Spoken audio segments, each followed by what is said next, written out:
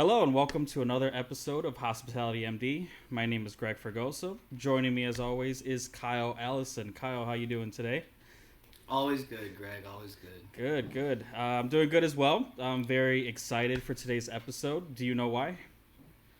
I think I have an idea. Well, let me tell you. We have a very special guest with us today. She has worked at hotels in New York, Portland, and even London. She's currently the front office manager at the prestigious Waldorf Astoria in Beverly Hills, California, which has been recently named by Forbes magazine as one of the top 52 Hilton branded hotels in the world and one of 2018's world's most luxurious hotels, and also voted sixth best hotel in the U.S. by CN Travelers 2018 Reader's Choice Awards. So please welcome Katerina Wolfe to the show. Hello. Hello. Before we get started, just one little question to ask you, kind of break the ice here. What is something that made you smile today? Oh, my dog in his Patriots jersey and the Patriots winning Oh, against wow. the Jets 30 to 14. Three Uh, weeks in a row, 30 score or uh, higher. yeah, So, I have Edelman on my fantasy team, and it kind of sucked that he went out on me, but he put up 19 points before he did, so I guess I can be happy with that. Um, yeah, so go ahead, Kyle, if you want to take it away. Yeah, absolutely. So first of all, again, thank you so much for being here with us. Very excited to talk to you today. I'm looking at your resume and at your LinkedIn. I noticed you've been, from what I can tell, in hospitality since 2013. Started school in hospitality in 2010. So you've been kind of in the game for a while now. Um, but I'm wondering if there's something that I'm not seeing on your resume. Like, what was your first introduction to hospitality that kind of led you to begin school in it and then ultimately working in hotels? okay. So I was very fortunate as a child to have a family that did prioritize traveling together and looking for a new experience together. Some of my first experiences were going to Hawaii when I was 4 years old. We also went to Rome when I was 8. And, definitely prioritize travel. But my biggest exposure to hospitality came through one of my hobbies, which was Irish step dancing. So Cool. for 16 years, I was a competitive Irish dancer. And that involved a lot of travel for not only local competitions, but regional, national, and international competitions as well. Hmm. Um, and having kind of a bubbly and extroverted um, personality as a kid, my mom looked at me one day after I had been comparing and contrasting hotel rooms that we were in currently to ones that we had stayed previously. She said, "Have you ever thought about, maybe working in hotels?" And I never had. At that point, I had wanted to be the next apprentice, and before that, wanted to be an architect. Um, but it just seemed like a very natural fit. And so I think from 13 on, I always wanted to work in hotels and in resorts in some capacity. Uh, and now that's kind of where I find myself. Yeah, it's actually a very similar story to Kyle. Kyle's mom has got him into working in hotels. Yeah, my mom, like, being a flight attendant and everything. Oh, wow. I mean, I've got the United uh, posters in the back, so my mom, like, she allowed me to travel, go around with her, and applied for my first hotel job for me. So Wow. she knew I was gonna enjoy it before I even knew, and you know, but however, I don't think it didn't click for me at 13. It clicked for me once I actually got behind the front desk and started working. So you got exposure from a young age. You know, your mom kind of planted the seed for you, and then so when it was time to, like, go to college, kind of graduate high school and do that, was that just like, okay, where am I going to school for hospitality, or how did that play out? Yes. So I've always been a very singularly focused kind of person, even though I have diverse interests. So when I set my heart on something, I kind of pursue it with everything that I have. So when it came to hospitality and being in high school, I think even as a freshman, I was looking at which is the best programs, not only restricting it to our nation but worldwide. Had been very dead set and determined on a few schools that I was definitely going to apply to. And so by the time kind of senior year rolled around, I just was very prepared to put in applications and knew exactly where I wanted to place them. So you ended up in Denver then, right? Yes, I did. Okay. And was that your first experience and exposure to a like real life hospitality scenario, or had you dabbled with working in any environment I prior to had that, or dabbled with customer service. I unfortunately turned 16 around the financial crisis, and then everybody had kind of upped their age of hiring to 18, probably in the best interest of some people who really needed the work. But for me, of course, I was, trying really hard to kind of put something onto a CV for when I presented it to colleges saying that, like I have some experience and I want to keep pursuing it, but I just didn't have that opportunity prior to college. And even in college, it was a little bit difficult at times to kind of try and put that together because I'm from Massachusetts and was going to school in Denver, Colorado. And so trying to put together job opportunities back home while being in another state was very difficult as well. I was fortunate enough to find some work study jobs on campus and volunteered to assist with things as well. But I did have some difficulty getting things put together until 2013 when I had my internship in London. so that internship was your first time setting foot into a hotel in a working capacity. In a working capacity, yes. So I how was that? I mean, your first exposure to a hotel was a large box, 1,000 plus room hotel on an international uh, basis in a city that you were, I would assume, unfamiliar with, working at the minimally highest familiar with, volume yes. like operation. Tell me about like your first impressions of setting foot behind the scenes into a hotel for the first time. Oh, it was so much fun. I know that the first part of the kind of training, because I basically built this internship myself. At that point, in order to graduate from the University of Denver, you needed to have 1,000 hours of work experience, and 500 of them needed to be within an internship capacity. And I was struggling so hard to get an internship because, again, I had aspirations to a more international career. I had not really any resources to stay in Denver, Colorado over the summer, so my options of picking things that the school had relationships with were a little bit narrower as well. So I was really hungry to make something work. And I went back home actually to Boston and volunteered to help run the World Championships Irish Dance, which were happening there, and I knew some of the coordinators with. And that got me put into the way of the next host hotel, which was the hotel that I ended up interning at. So their director of operations had come over to see how it was set up in Boston, some of the hotel logistics that they would kind of need to iron out on their site as well. And I went and introduced myself. And I got his card, and he said, "Okay, we'll send me your resume." And I sent it the next day. And the difficulty was, of course, acquiring a visa, which has, it's a very difficult thing to try and figure out when you're 20 years old and, no one is doing that. But I figured out a loophole and found a way to do it. And so for about 13 weeks over the summer, I went. My first experience was front office.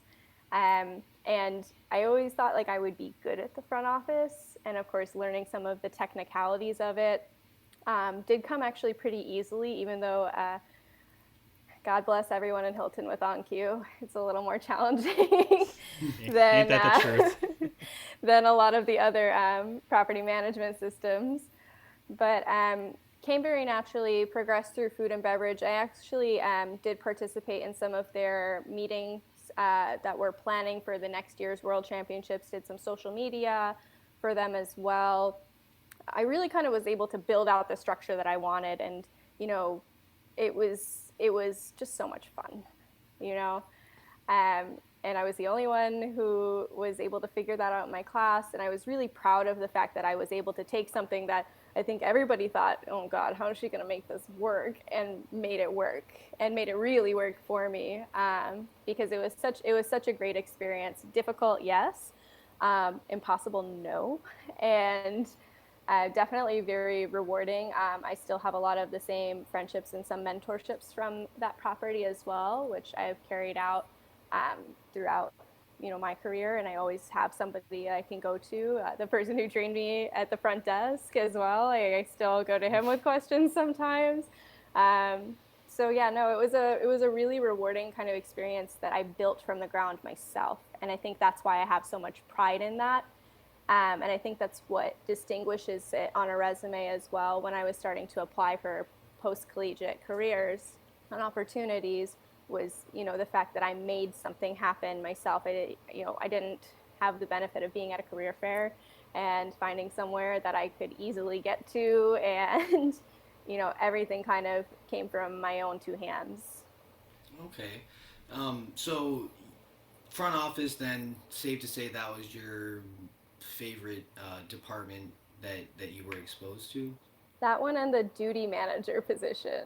So I ended up changing the last section of it to be with a duty manager, and I stayed over every single day too, to kind of be there and see things that happened overnight versus during the day as well.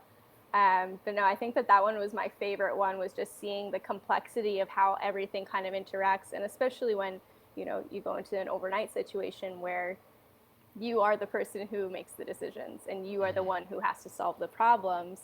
It was definitely an eye opener, but it just kept, everything just felt so new and exciting, and it just kept feeding that passion, that desire, to move forward and keep going. So then from that internship, primarily front office and kind of manager on duty, you're kind of drawn to that. And then you go to the Waldorf, and correct me if I'm wrong, that would be housekeeping manager was your first role there at the Yes. Waldorf, New York? Um, So was that kind of like just what they had open and you were like, I'm going for it? Or you just wanted to like diversify your resume? Like tell me a little bit about your experience in housekeeping at an iconic New York City luxury property. So the Waldorf Astoria was an interesting opportunity that came around because my school had selected me and 9 other pupils to go to the International Hotel Rooms show in New York City. And with that, there was the opportunity to interview for some management and training programs.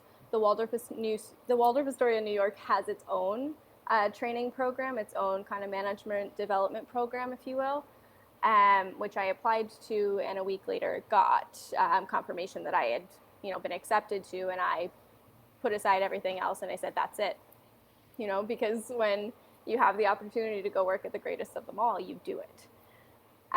The greatest of them all, absolutely. um, Housekeeping, I was not excited about. When Okay. a week or two, 2 weeks before I started, I got an email and a phone call from my first boss, Jeff, who was the executive housekeeper, and introducing me to the fact that I would be starting in housekeeping, and I was, to say the least, a little intimidated. Just knowing the labor market that New York has. And number two, just felt completely out of my depth, because obviously, I had some good experience in an internship, but had never been in housekeeping prior. So walking in to an environment which is going to be challenging. I remember my interview with the general manager at the time, Eric Long, who I think everybody who's worked at the Waldorf Astoria in the last 30 years knows that name.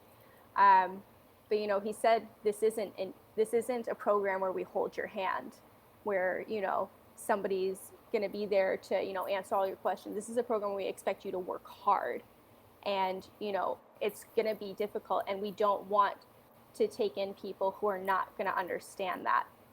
And of course, my immediate answer is, I know what you want, and I'm it. And Yeah. so, which I thought was going to go one of two ways, and I'm glad it went my way. But I had to kind of go back to that kind of mentality a lot during especially the first couple of months of learning the ropes of housekeeping. The Waldorf Astoria New York's training program is unlike anything, to my knowledge, that exists. I had a week of training, and then I was responsible, and I was a manager. You know, it wasn't shadowing as much as, these are the tools, these are who you need to know for this, go. And so I was relief for somebody who was a zone leader, so basically took care of 350 rooms during the daytime, and then 3 days a week did the PM operations, which would be either myself and one other person, or just myself for the entire 1,400 room property. So a lot of responsibility very quickly, which you either rise to the occasion or you don't, you know. And I think that that's, the virtue of that program, possibly the vice too, is that it's a very, you're in the deep end, sink or swim sort of experience. But I think a lot of the time when you find yourself in those, you do rise a lot higher than you thought you could, because the expectation is set to a point where you understand what you're meant to deliver. And because of the legacy that you're upholding within that iconic hotel, and that legacy that people dedicated 30, 40, 50 years of their lives to upholding, you rise to the occasion and you shine. Everybody in that building had the opportunity to really do something magnificent, just by being there and just by, being a part of it. And that was something that was both, a little terrifying and extremely humbling to be a part of. Was that something that was the culture of that property, that was kind of just living inside every single employee, because of just the name that the hotel had? Or was that something that Eric Long and the leadership and human resources and all of that really kind of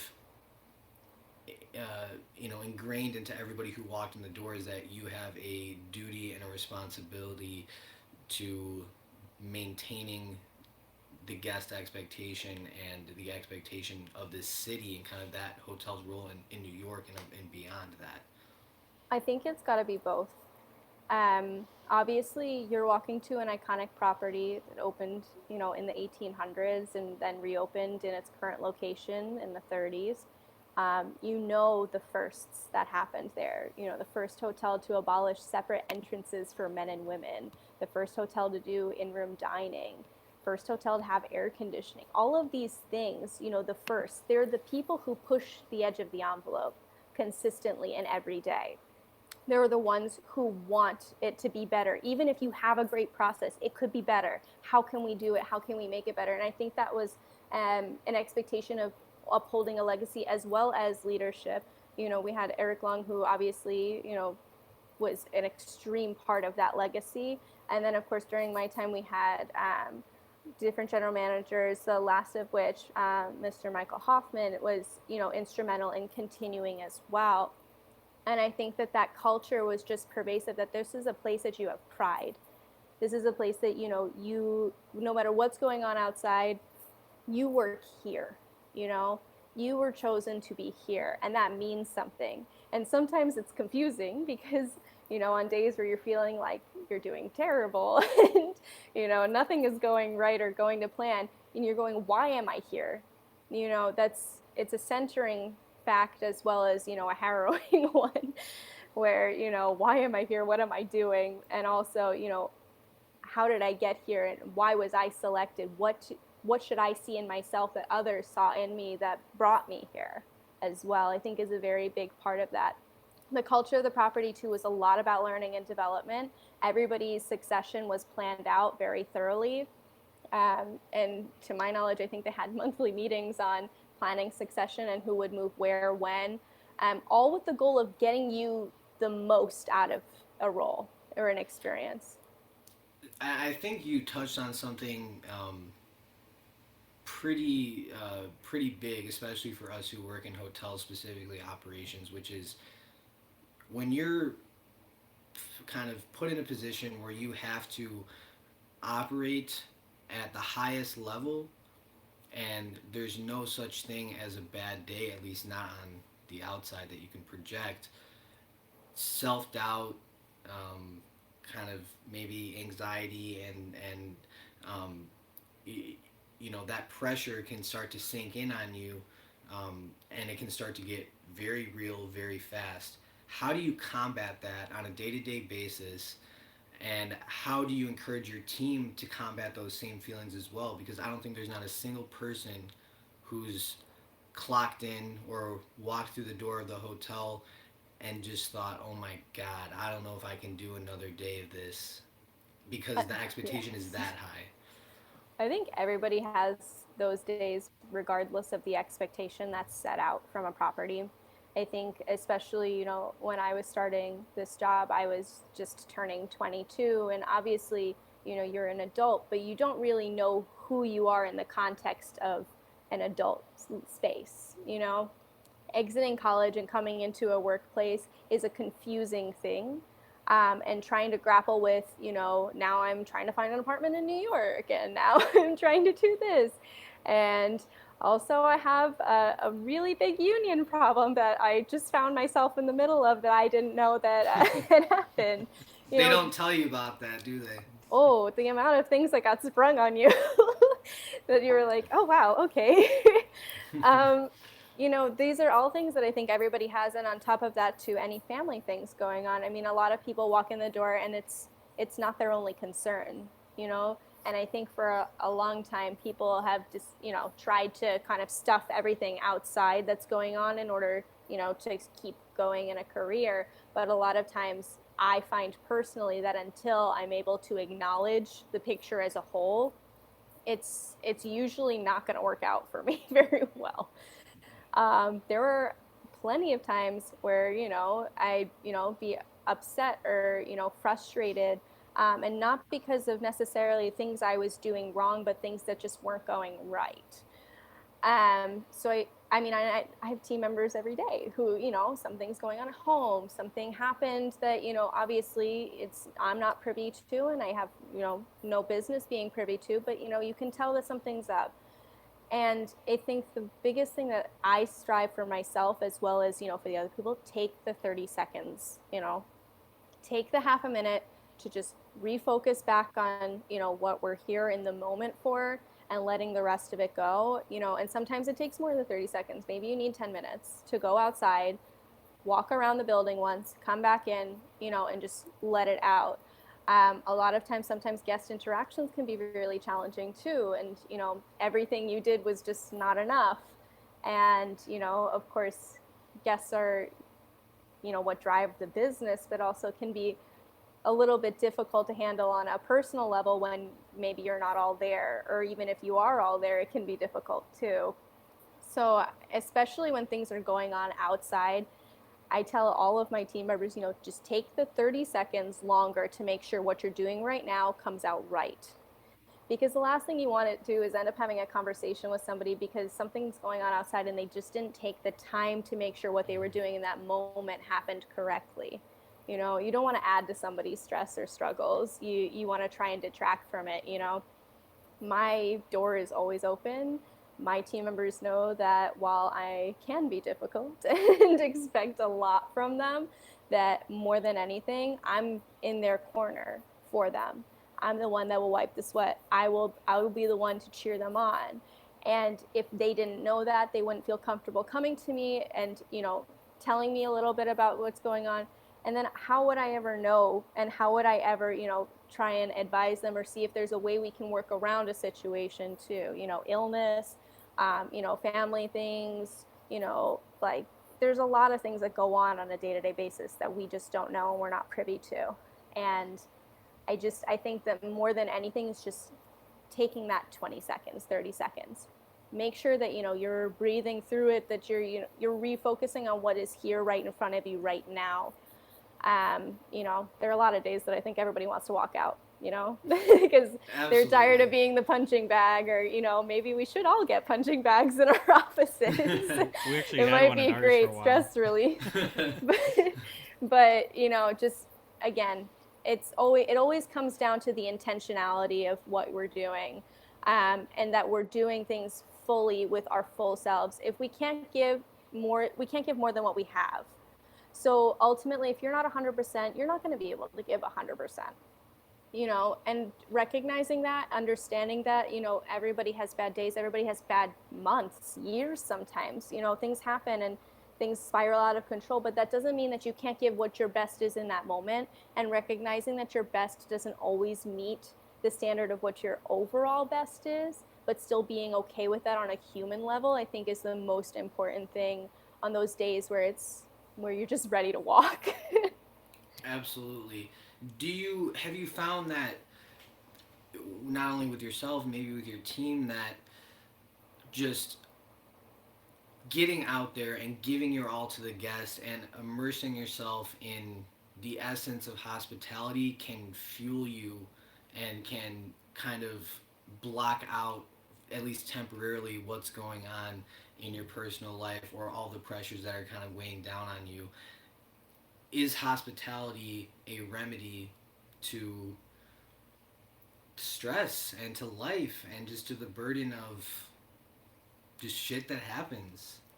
I think that it can be. I think it can also accelerate it. It's up to you on how you choose to let it go, because ultimately that kind of that adrenaline rush that you get from the interactions with the guests, with the things that you're preparing and everything, can either fuel you in a very positive way, or it can add, and you have to be the one to control and see where it's going before it gets there, so that way you can either pump the brakes or speed straight ahead.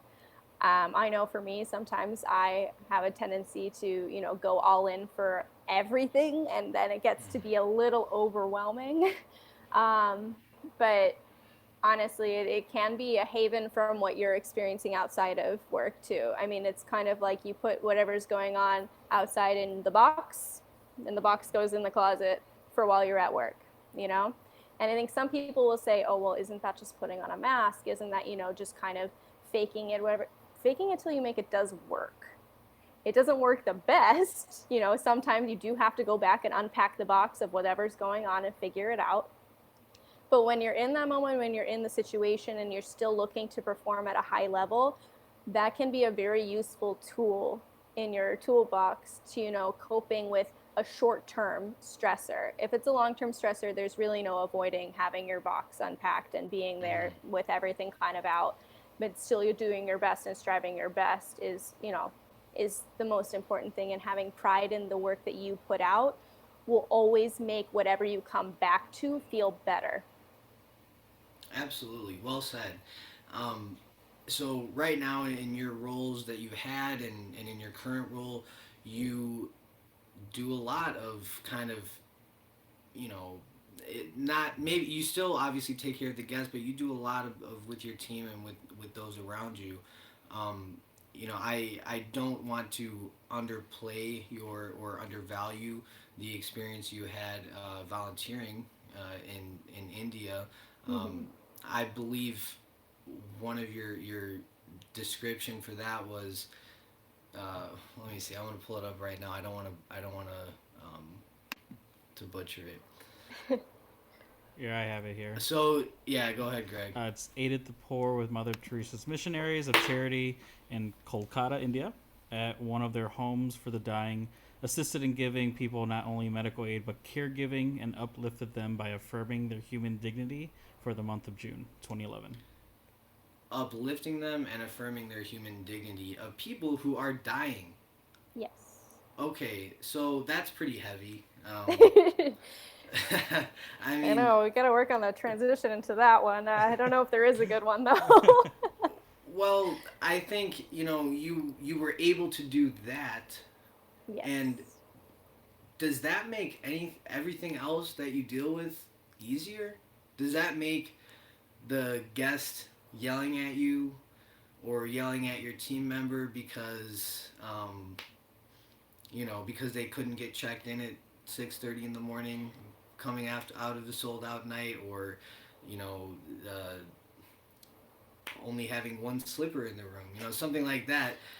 Does dealing with probably the heaviest thing that you could deal with, and being the person responsible for affirming their basic human dignity, does that help you at all? Does that make everything else easier? Like, tell me about that.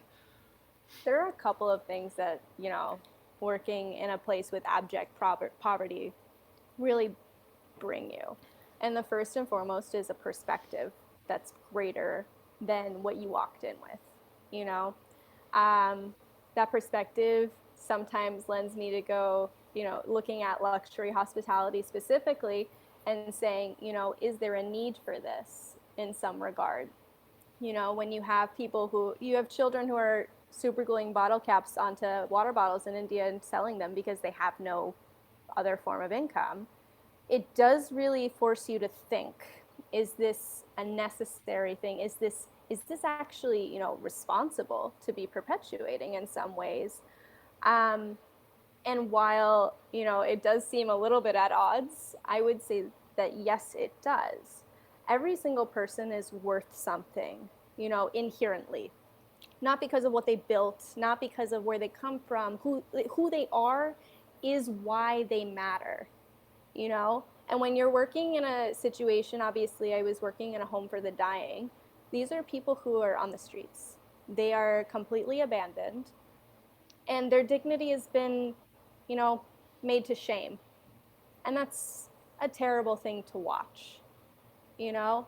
And to sit on the sidelines of that and watch people check into a 5-star hotel can feel very difficult at times.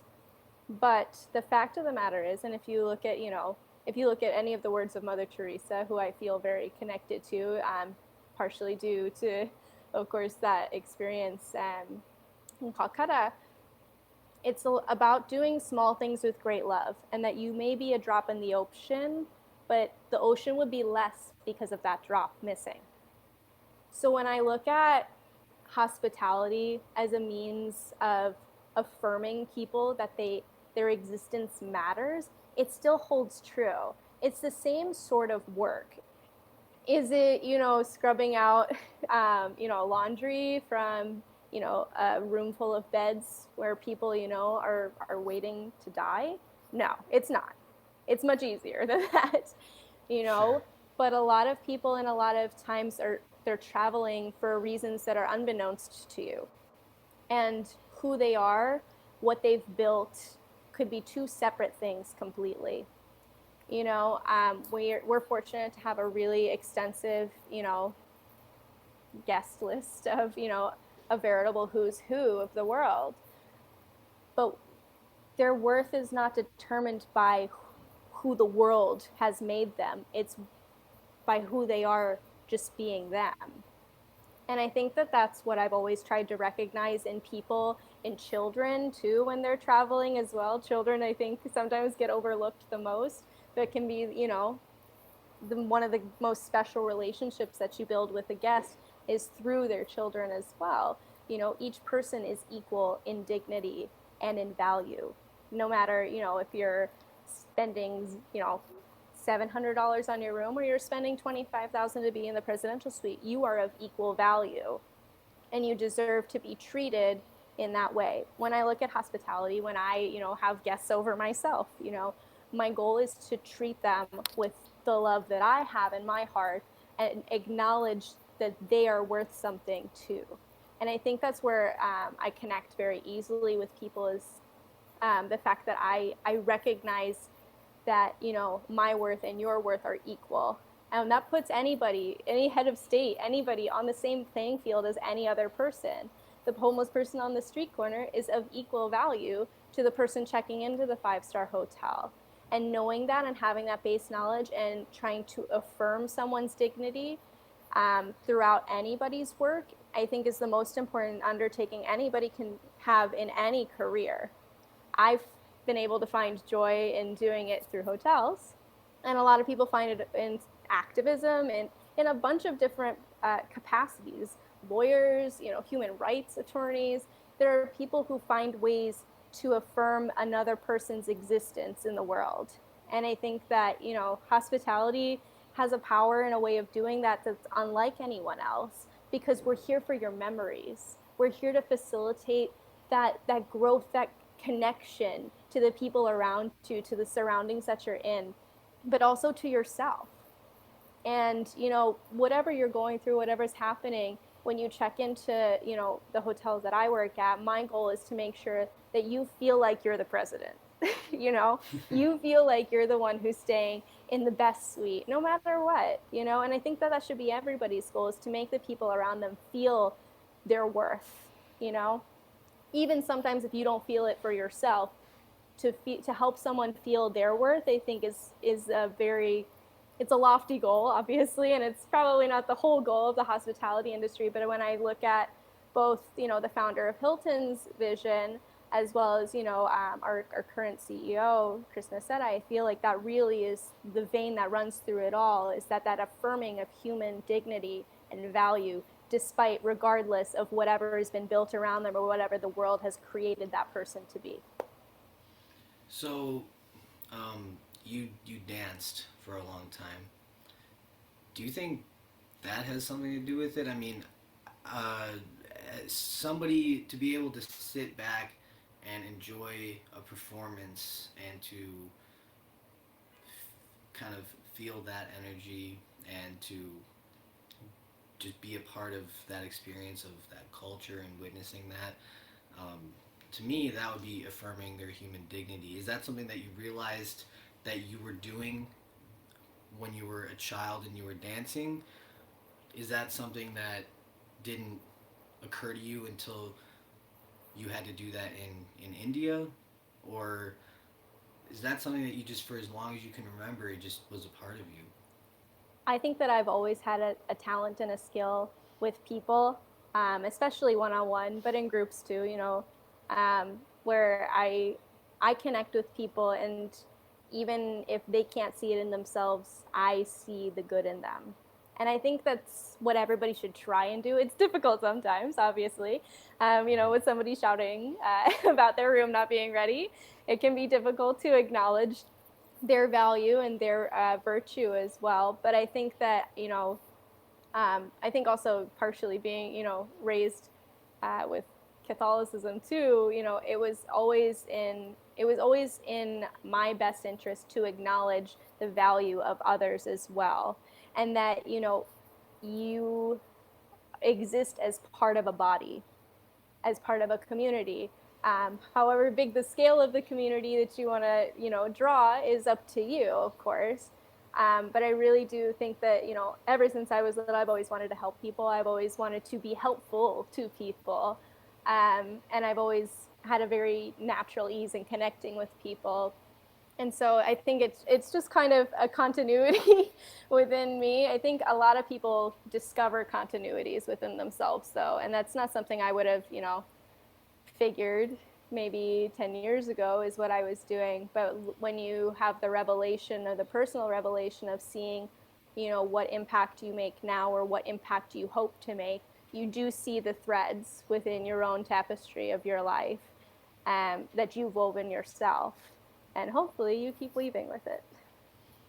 And I think it's kind of on a tangible basis safe to say that you've recently kind of reached the epitome of that with your manager of the quarter win at your property, which, congratulations, by the way. That's a very big deal. It's very, very exciting to see you win that, and especially now after talking with you, it makes perfect sense. Greg, would you mind pulling the quote of one of her personal concierges, what she had to say about Yeah, that? absolutely. Actually, the Manager of the Quarter award is actually what led me to discovering you on LinkedIn and brought this interview together, because I think we had a mutual contact that liked the post. So that comment here is it's a privilege to have you as our manager. Learning from you is endless. You are so passionate and one of the smartest people I have ever known. Thank you for being a great leader. Yeah. You know who wrote that, correct? Yes, I do. And I'm sure that probably comes as no surprise to you. You know, kind of considering that you live the hospitality lifestyle on a daily basis. Um, is there anything that you do, each and every day with your team at your hotel, that you think kind of got you to that win, and to kind of just be recognized in a formal way for being able to affirm people's dignity and make everybody feel like the president when they're checking in. Well, I think that, there are a lot of things that went into that win. And obviously, I think longevity of consistently delivering definitely helped with that. Um, and then, of course, some more recent things, which was the more immediate cause for me to get nominated as well. But my team know that I'm I'm in their corner 100% of the time. Even if they make maybe not the decision I would have made, I'll back them up, and we'll figure it out moving forward what we do next. My team knows that I'm there 100% for them, not just as their manager and to tell them what they did wrong, but also to affirm what they did right, and also as a person. Again, like, my door is always open. My team member talks to me not just about work items, and in fact, a lot of my team members have desires and talents that lie outside of hospitality. We benefit from a wide, I call them like a cast of characters. We have, people who want to be actors, people who want to start their own clothing lines, people who have ambitions, that, maybe this is not, their end goal, but it's going to get them to where they want to be, and always working for them and recognizing that my function as their manager is to make them successful and to make them shine. That's the most important thing to me, and I think that's why it's great to hear comments like that. And I've had other team members who have resigned, who went on to pursue passions that they had, who came up to me and said, well, what a difference that I made. And ultimately, I turn it right back on them. No, it's the difference that you make. You're the one who builds yourself, right? You're the one who chooses every day the level of commitment that you're going to give. I am so proud to be a person who facilitates that commitment and making sure that, you do your absolute best, that I give you the tools to do your best, and that I hold you accountable to you and your best. And, that's my job as your manager, and also my job as a human to, help you progress and to bring you up along with me. My success doesn't matter if I don't bring people with me. My success means nothing if there's nothing that, that pulls others up and uplifts someone else into what they would like to do. And I think that, if you look at the way that I've conducted my team, we have a lot of fun. It can be difficult, and I think it's important to, be silly at the appropriate times and, encourage those fun kind of conversations, interactions, and, to take a moment to just enjoy what we're doing and what we've accomplished, but also to know that there's always more, and that there's always something else that you can be pursuing, something else you can always be doing better. And I think that comes from the dance too, dancing. Sure. Always, the self-perfecting, and, the focusing the energy on, the team, and what everybody perfects in themselves adds to the team's overall value and the team's overall output as well. I think is the thing that probably, really kind of tipped the scales in my favor in getting that award. Absolutely. I think there's a correlation with people who are creative, artistic, and kind of hospitality and that team driven. Like, you know, your talent as an individual with your dancing didn't really mean anything because you were one part of the whole team, and you won it together. Like, this Mm-hmm. manager of the quarter win for you, it sounds like, you know, to me, what you're saying is it was a team win. You know, It that always manager of is. the quarter win was for the front office, and that was for every single person on your team. It always is. It's not, I don't think that you can recognize one person without recognizing the environment that either, they've helped facilitate the creation of, or the environment that, got propelled them to that level. So obviously, yes, I'm extremely proud of myself, but I'm proud of myself every day, because I know when I finish my day, I've done everything that I possibly can to do my best and to deliver something that's excellent. And if it's not excellent, I'm not going to deliver it. But I think that's also a product of, a lot of years of discipline and hard work and a lot of varieties and a lot of different capacities, dance, playing classical piano, like those things do facilitate it, absolutely. But carrying out the commitment is not only about what you're committing to as an overall thing, but also committing to your sense of self and your sense of pride in the work that you put out too, I think is extremely important in that. Do you have anything else you want to say? Or Greg, do you have anything you want to ask? Like, I want you to make sure that you got everything out there that you want to talk about. I pretty much have said most of what I want to say. I will say I agree with you that, creative endeavors don't just, I think there's sometimes a tendency to think that those who pursue things that are creative as children or even as adults, that it doesn't really yield anything. But being, the daughter of very creative parents, as well as the sibling to 7 other very creative and talented individuals, I think that you learn a lot from committing to something that takes a long time to build. I think a lot of things in our culture right now are about the instant gratification. Oh, well, I did this for a week, why isn't there a result?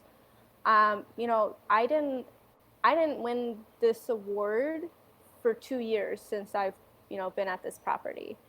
And before that, I had never won any recognition. There are a lot of people who do a lot of great work and deserve the attention and the recognition that they get.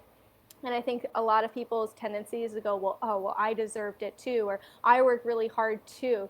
But it's about the long game in the end, and I think what dance, piano, all of those things have taught me was, the gradual changes that happen over time can yield a more fulfilling result than something that you can get instantaneously, and that it means a lot more when it takes that long. Hotels is all about, ownership and, getting things done now. And it's the urgency. And I think sometimes people translate that sense of urgency into, well, why am I not getting what I'm giving right now? And, to that, I would just direct them to, to patience, because a lot of times in my career, I've sat there and I've thought, well, I've done a really great job. I've been working really hard and I'm getting no recognition. Why is that? But taking the back seat and understanding the fact that, there's still a lot more for you to achieve. And that to be recognized for something means that you've been excellent. And excellence doesn't happen overnight. It doesn't happen in a couple months. It takes years of process of building for yourself, and also, the processes around you being built too sometimes. And having that commitment to the long game is always going to be more fulfilling than the short-term gratification of something that's instantaneous. Nobody really wants a participation medal. Nobody wants the little trophy that said number 2, like, you want to push, you want to go for number 1, and sometimes that takes longer than you expect, but that makes it just that sweeter when you do reach that.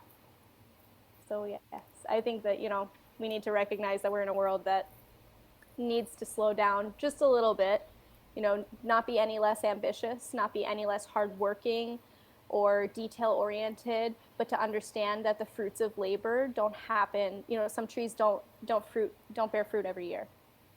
Does that mean that it's not a fruit tree? No. It just means that it's not the time. And to take the time and, recognize that, there are a lot of things that you can work on all at the same time. Even if you're not making the gains in the one place that you want them, you are making them in another area, perhaps, or that if you aren't, you can expand to look at your horizons differently, and that you're a whole person. You're not your job. You're not, the role that, you've been selected for. You're a whole person, and to develop all of you, not just one part. Very, very well said, Katerina. Thank you so much. Greg, do you have any final words, anything you want to say? It's impossible to follow up on that, so thank you very much for being here. Yeah, what made you smile today, Greg? Oh, what made me smile today? This interview. It was great. Thank you for coming on. Awesome. My pleasure. Thank you so much for asking me. Alrighty. Well, thanks so much. We'll talk to you soon. Great. Thank you. Mm-hmm. Bye bye.